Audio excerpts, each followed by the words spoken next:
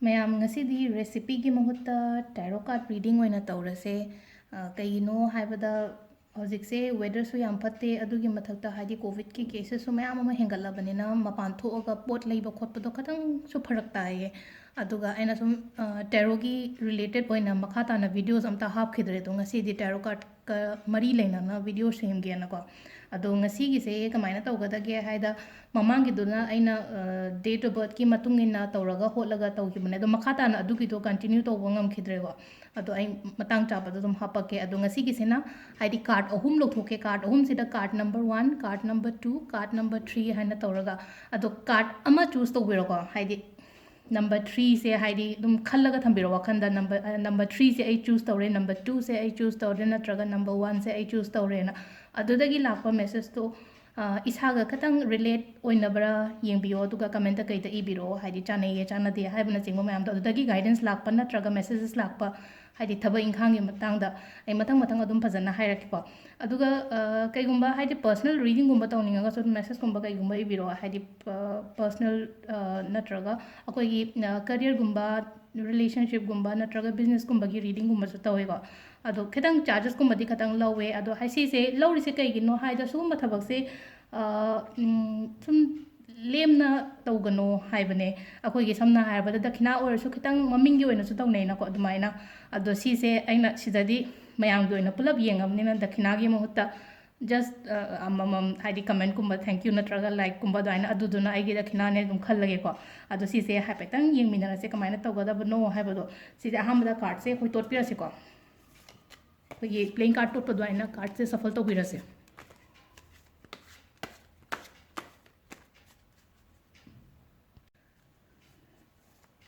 येंबदी ma'am येंगे card से हाइदी मसक खंगनदब कईगुंबा ma'am अमा हाइदी अखोगी दुबईदगी कइनोदगी गा लंदनदगी मोय अदुम पाउ फाउरपसु यावे हाइदी रेफरेंस कुंबा पिनगिबदो अइनी इमानबी करिकागी येंबा मैम दो मोय मरी मता मोयना चानैये खोने तौरगा दाइनरा नत्रगदी आई एडवर्टाइजमेंट ओइनदि तौदेको सिगिदमक्ता आई थबक सुजिन सिसिना हाइदी आइना सुम पाम्बगी थबक से मखल मखल अदुम तौबने सिसे अदो सिसे अहामबदा स्प्रेड तौबिरसेको हो कार्ड से संदोकपिरसे फजाना सिसे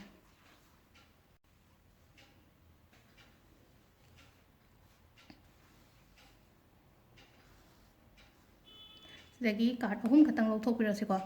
अहामब कार्ड से नंबर 1 हाइबिरसे अनीसुबगी सिना सेकंड कार्ड सिना number 2 and the third card it's number 3 से अतै लोइना लक्षण बिरसेको दुगा ngसाइगी सी कार्ड नंबर 1 2 3 से खनबिरोको करंबा कार्ड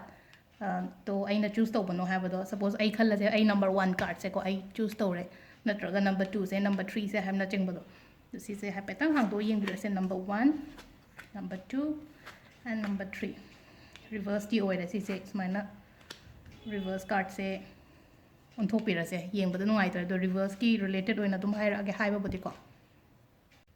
लेरेको अहम कार्ड से हाइदी अहम नंबर 1 खनबीब मींगैगी हाइतारे अदो सिगी कार्ड से मागी मेसेज से कई लाके हाइबा मतमदा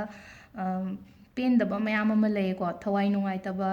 लोइना थादोगा चटलसिरा काइनगा खलकपा मतम हाइतारेको मिरक तेनिंगदबा सिदा येंगो हाइदी मादो चटखिबगी टाइप तमा तौरिसे सुमाइना हाइदी कार्ड से सुमाइना कोइन रिलेट तौरगा येंगेको कोइना टेरो येंगबा मतमदा सुमाइना लोइन थादोगा चटसिरा काइना खलकपा टाइमिंग यावे अदो रिलेशनशिप ता हाइरगा सो रिलेशनशिप ता होजि खतंग नंग हाना लेरंबा रिलेशनशिप का हाइदी नंगा नत्र नंगा नंगी पार्टनर दुदा खतंग लापथोकनरखबगुंबा डिस्टेंस गुंबा लापा नत्रगा रिलेशनशिप से होजि खतंग फत्तबा हाइतारेको हाइदी तोइना खना चैनाबा खोपा अदुम अदुना मरम ओइरगा थादोक्सिरा काइना खलकपा टाइमिंग उस यावेको अदुगा करियर दा हाइरगना त करियर गिदना कमाइना हाइगदगे हाइबा मतमदा होजि होजि अइना तौरिबा थबकसे हाइदी पुकनिंग चंगदबा तु असिरा सि थबकसे तौररोइसिरा हाइना खलकपा टाइमिंग मयाम अमस यावेको अइना तौरिबा थबकसे आइगा चानदबरा हाइना खनबदो अदे थबक गिंगासु लोइना थादो चटनिंगबगी टाइपता अमखा अदुगा हेल्थ की हारगना हक्चांगी करी करा हारगना मतम अनंबदा वखल से जात जात खनबा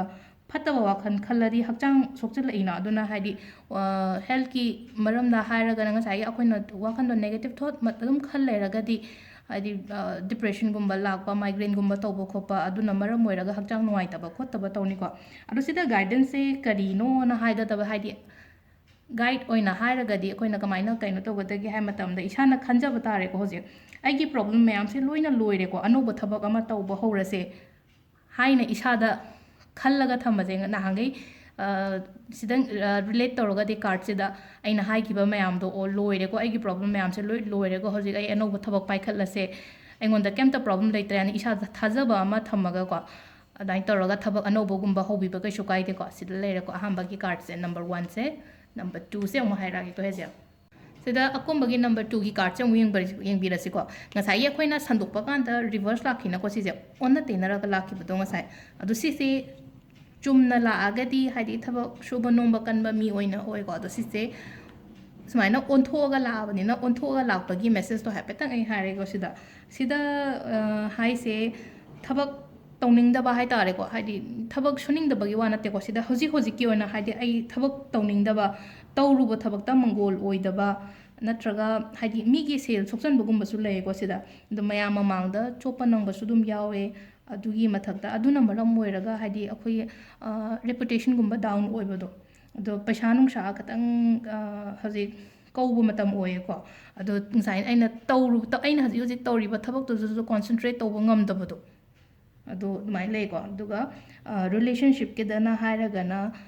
ꯁꯤꯡꯒꯜꯒꯨꯝꯕ ꯑꯣꯏꯔꯒꯅ ꯍꯥꯏꯗꯤ ꯂꯦꯞꯄ ꯉꯝꯗꯕ ꯀꯃꯤꯠꯃꯦꯟ ꯂꯧꯕ ꯉꯝꯗꯕ ꯗꯤꯁꯤꯖꯟ ꯂꯧꯕ ꯉꯝꯗꯕ ꯑꯗꯨꯃꯥꯏꯅ ꯑꯣꯏꯌꯦ ꯑꯗꯨꯒ ꯃꯦꯔꯤꯠꯀꯨꯝꯕ ꯑꯣꯏꯔꯒꯅ ꯍꯧꯖꯤꯛꯀꯥꯟꯁꯦ ꯃꯥꯁꯦ ꯔꯦꯁꯄꯣꯟꯁꯤꯕꯤꯂꯤꯇꯤ ꯀꯌꯥ ꯂꯧꯗꯕ ꯑꯗꯨꯒ ꯃꯥꯒꯤ ꯄꯥꯔꯠꯅꯔꯗꯨꯗ ꯏꯝꯄꯣꯔꯇꯦꯟꯁ ꯀꯌꯥ ꯄꯤꯗꯕ ꯑꯗꯨ ꯃꯔꯝ ꯀꯔꯤꯒꯤꯅꯣ ꯍꯥꯏ ꯃꯇꯝꯗ ꯉꯁꯥꯏꯒꯤ ꯃꯥꯒꯤ ꯊꯕꯛ ꯏꯪꯈꯥꯡꯗꯨꯗ ꯃꯪꯒꯣꯜ ꯑꯣꯏꯗꯕ ꯅꯠꯇ꯭ꯔꯒ ꯇꯧꯔꯤꯕ ꯊꯕꯛꯇꯨꯗ ꯍꯥꯏꯗꯤ ꯃꯄꯥ ꯑꯃ ꯏꯆꯥ ꯆꯥꯗꯕꯗꯨꯗ ꯑꯗꯨꯅ ꯃꯔꯝ ꯑꯣꯏꯔꯒ ꯃꯥꯁꯦ ꯌꯨꯝꯗ ꯃꯥꯒꯤ ꯐꯦꯃꯤꯂꯤꯗ ꯏꯝꯄꯣꯔꯇꯦꯟꯁ ꯀꯌꯥ ꯄꯤꯕ ꯉꯝꯗꯕ ꯑꯣꯏꯌꯦꯀꯣ ꯑꯗꯨꯒ ꯊꯕꯛꯀꯤꯗꯅ ꯑꯃꯨꯛ ꯍꯥꯏꯔꯒ ꯊꯕꯛꯇꯁꯨ ꯃꯪꯒꯣꯜ ꯑꯣꯏꯕ ꯈꯤꯇꯪ ꯋꯥꯠꯂꯦꯀꯣ ꯁꯤꯗꯅ ꯀꯃꯥꯏꯅ ꯇꯧꯒꯗꯒꯦ ꯍꯥꯏꯕ ꯃꯇꯝꯗ ꯊꯕꯛ ꯇꯧꯕꯗ ꯍꯥꯏꯗꯤ ꯃꯇꯨꯡ ꯊꯕꯛ ꯇꯧꯕꯗ ꯍꯩꯅ ꯁꯤꯡꯅ ꯇꯧꯕ ꯑꯗꯨꯒ ꯄꯩꯁా ꯅꯨꯡꯁꯥ ꯏꯟꯚꯦꯁ ꯇꯧꯒꯗꯕ ꯑꯣꯏꯔꯒꯅ ꯃꯔꯤ ꯃꯈꯣꯡ ꯐꯖꯅ ꯊꯤꯖꯤꯜꯂꯒ ꯇꯧꯕꯤꯕꯒꯨꯝꯕꯀꯣ ꯑꯗꯣ ꯁꯤꯗ ꯑꯃꯨꯛ ꯒꯥꯏꯗꯦꯟꯁꯇꯅ ꯀꯔꯤ ꯍꯥꯏꯒꯗꯒꯦ ꯍꯥꯏꯕ ꯃꯇꯝꯗ ꯁꯤꯗ ꯇꯧꯔꯤꯕ ꯊꯕꯛꯇꯨꯗ ꯄꯨꯛꯅꯤꯡ ꯆꯪꯅ ꯇꯧꯕꯤꯕ ꯑꯗꯨꯒ ꯑꯩꯅ ꯍꯧꯔꯨꯕ ꯊꯕꯛ ꯍꯥꯏꯇꯥꯔꯦꯀꯣ ꯀꯩꯒꯨꯝꯕ ꯊꯕꯛ ꯑꯃ ꯍꯧꯖꯤꯜꯂꯨꯔꯒꯗꯤ ꯑꯗꯨꯗꯣ ꯂꯣꯏꯁꯤꯟꯕ ꯐꯥꯎꯕ ꯇꯧꯕꯤꯕ ꯅꯠꯇ꯭ꯔꯒꯅ ꯍꯥꯏꯗꯤ ꯕꯤꯖꯤꯅꯦꯁꯀꯨꯝꯕ ꯑꯣꯏꯔꯒꯅ ꯍꯥꯏꯗꯤ ꯑꯅꯧꯕ ꯑꯥꯏꯗꯤꯌꯥꯁ ꯍꯥꯞꯆꯤꯟꯕ ꯑꯅꯧꯕ ꯀꯃꯥꯏꯅ ꯀꯔꯤ ꯇꯧꯕ ꯌꯥꯒꯗꯒꯦ ꯑꯩꯒꯤ ꯕꯤꯖꯤꯅꯦꯁꯁꯦ ꯑꯃꯨꯛ ꯍꯦꯟꯅ ꯃꯥꯏ ꯄꯥꯛꯅꯕꯀꯣ ꯑꯗꯣ ꯁꯨꯃꯥꯏꯅ ꯂꯩꯌꯦꯀꯣ ꯒꯥꯏꯗꯦꯟꯁꯇꯅ ꯑꯩꯅ ꯃꯃꯥꯡꯗꯁꯨ ꯍꯥꯏꯈ꯭ꯔꯦ ꯇꯦꯔꯣꯁꯦ ꯍꯥꯏꯗꯤ ꯑꯩꯈꯣꯏꯒꯤ ꯀꯩꯅꯣꯒꯤ ꯇꯥꯏꯞꯇ ꯐ꯭ꯌꯨꯆꯔ ꯍꯥꯏꯕ ꯈꯣꯠꯄ ꯑꯗꯨ ꯅꯠꯇꯦꯀꯣ ꯂꯥꯛꯏꯕ ꯄ꯭ꯔꯣꯕ꯭ꯂꯦꯝ ꯅꯠꯇ꯭ꯔꯒ ꯂꯥꯛꯏꯕ ꯁꯤꯆꯨꯋꯦꯁꯟꯁꯇꯨꯗ ꯍꯥꯏꯗꯤ ꯑꯩꯈꯣꯏꯅ ꯒꯥꯏड ꯄꯤꯕ ꯈꯛꯇꯪꯅꯦ ꯇꯦꯔꯣ ꯏꯁ ꯖꯁ ꯑ ꯒꯥꯏꯗꯦꯟꯁ ꯍꯥꯏꯅ ꯍꯥꯏꯈ꯭ꯔꯦꯀꯣ ꯃꯃꯥꯡꯗ ꯑꯗꯣ ꯂꯥꯁꯀꯤ ꯀꯥꯔꯠꯁꯦ ꯈꯛꯇꯪ ꯉꯥꯏꯔꯒꯦ ꯂꯥꯁꯀꯤ ꯀꯥꯔꯠꯁꯦ ꯑꯩ ꯍꯥꯏꯔꯛꯑꯒꯦꯀꯣ ꯑꯃꯨꯛ ꯀꯩꯅꯣ ꯍꯥꯏꯕꯗꯣ ꯁꯤꯗ ꯂꯥꯁ ꯀꯥꯔꯠ ꯂꯩꯔꯦꯀꯣ ꯂꯥꯁ ꯀꯥꯔꯠꯁꯦ ꯀꯥꯔꯠ ꯅꯝꯕꯔ 3 ꯀꯥꯔꯠ ꯅꯝꯕꯔ 1 ꯑꯩꯈꯣꯏꯅ ꯍꯥꯏꯈ꯭ꯔꯦ ꯀꯥꯔꯠ ꯅꯝꯕर 2 हाइख्रे दुगा लास्ट कार्ड से खतंग आरेको लास्ट कार्ड से कार्ड नंबर 3 को कार्ड नंबर 3 से केनो तौब हौद्रिंगे हाइफेटंग मागी इमेज से येंगमिनसिको सिदा उ पांबी अमा लेरेको उ पांबी सिगी मखोंग सिदा मी अमा फमगा लेरे मी से उंगागा फमगा लेबगी मवोंग दा लेको सिदा अदुगा नाकन सिदा मी अमन मखुत तिंगथोगा कैनोमा पीरी मवोंदा सिसे लवोदो मादो लौबो ngamdre sida hadi magi wakhando yamna